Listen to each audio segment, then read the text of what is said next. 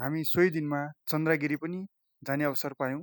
चन्द्रगिरीमा हामी के गर्यौँ बुवाकै मुखबाट हामी सुन्नेछौँ र के चढ्यौँ अथवा कहाँ गयौँ अथवा चाहिँ कसरी पूजाआजा चाहिँ गऱ्यौँ त्यो सबै कुराहरू बुवाले भन्नुहुन्छ।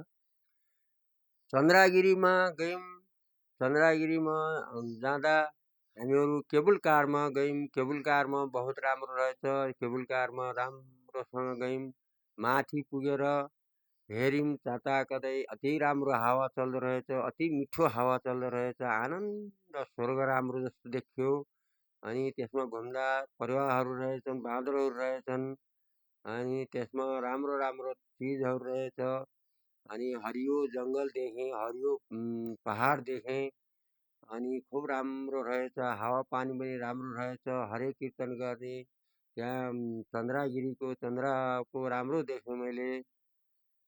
अनि त्यहाँको हावापानी खुब मिठो रहेछ।